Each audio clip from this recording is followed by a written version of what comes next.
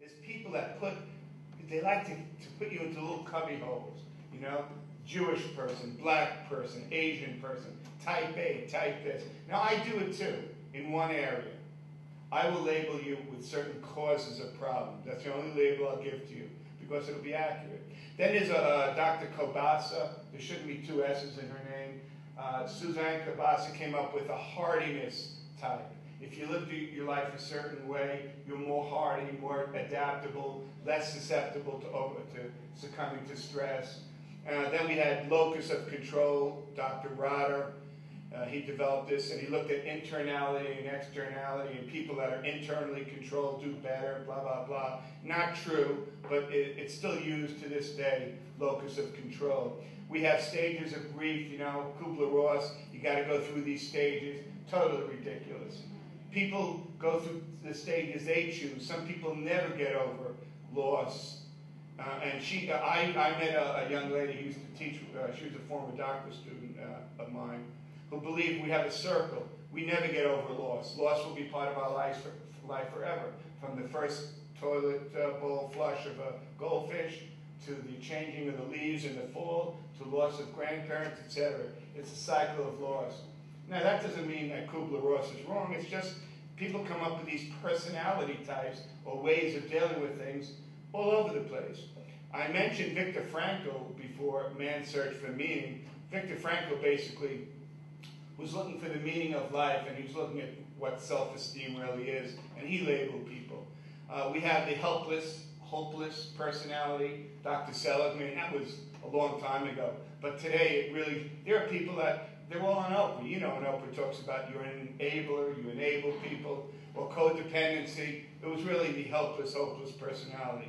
We have risk-taking behavior, which I really believe that people do things based on their boredom, and why are people jumping from planes and all this stuff, and or use drugs, go fast in cars. There's a personality type. It can be genetic.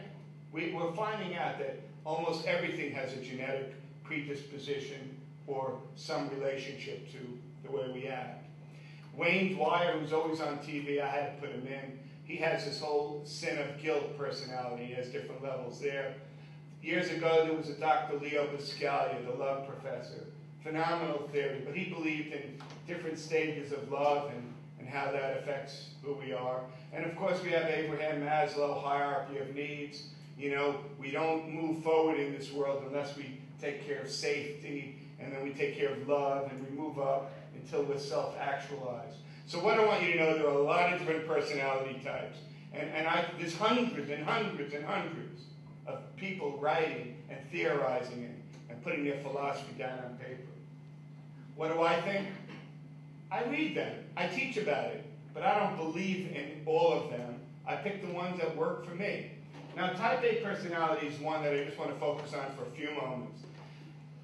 Way back, 30 years ago, these doctors said, if you live your life a certain way, you're more prone to heart disease.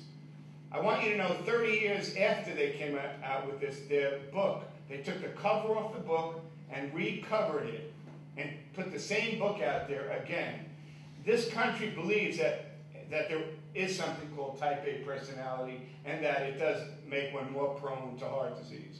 When you consider that 1 out of every 3 people in our society die from sudden death, boom, no symptoms, dead. When you know that, your type A personality goes right out the window.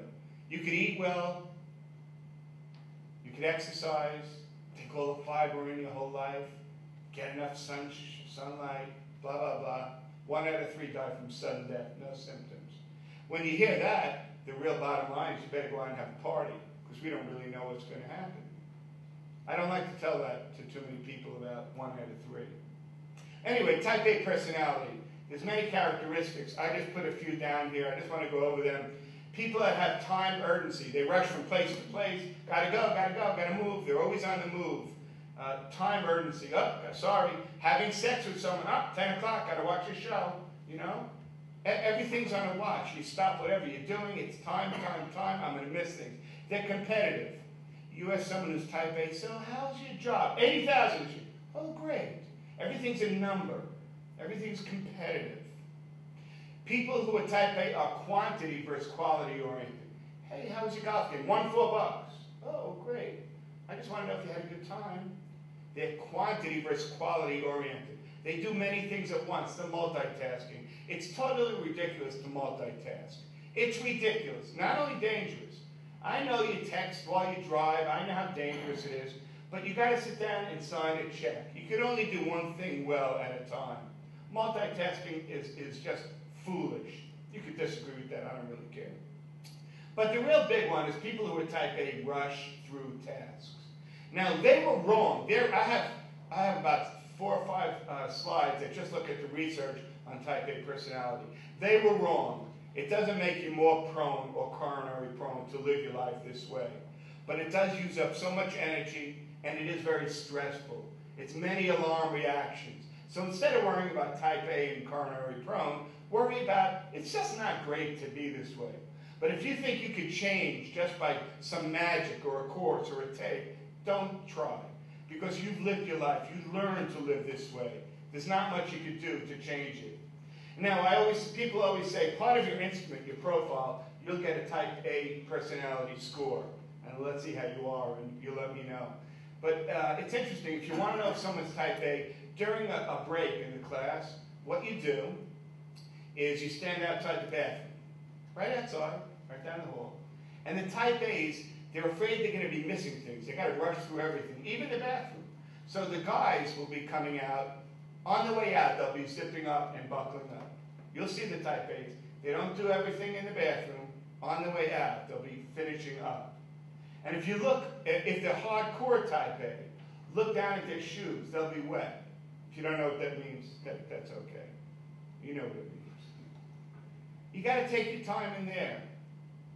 If their shoes are wet, ladies, you're type A also, you know. In the wintertime, you really can tell, because if you go in to a bathroom, you remember those machines that it says, I want you to hit the button, then I want you to shake your hands and rub it for a minute? You know, that was made for like a whole nother world. So you see people punching the machine to go faster. Now, guys just go like this. I'm telling you now. Guys just go like that. But women find the one-ply toilet tissue instead of that. They don't have good stuff. And you'll see little balls all over their clothes. These are type A because they don't take the time and they don't give you the proper stuff. You'll see it more on women because guys basically are more likely to do this. Type A personality.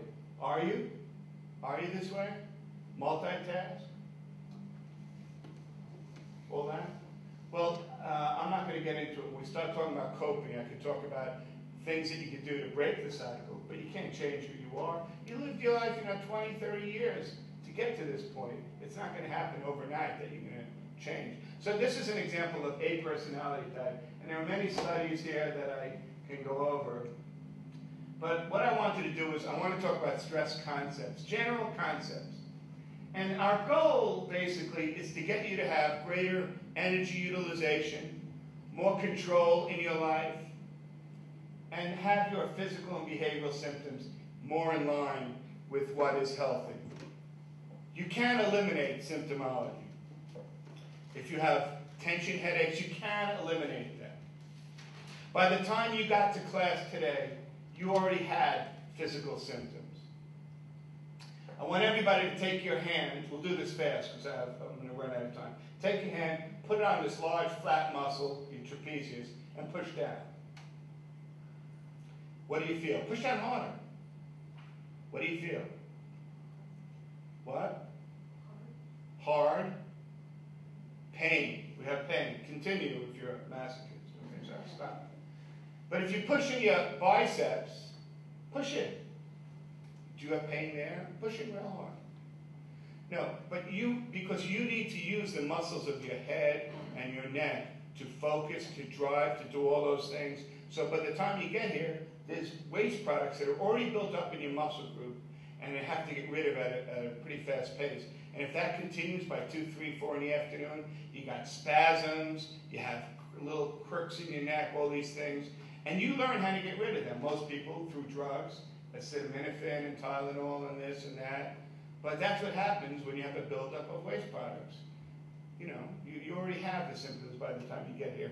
Anyway, so I already reviewed the concepts, and they're all here. Let me just get them out there for you.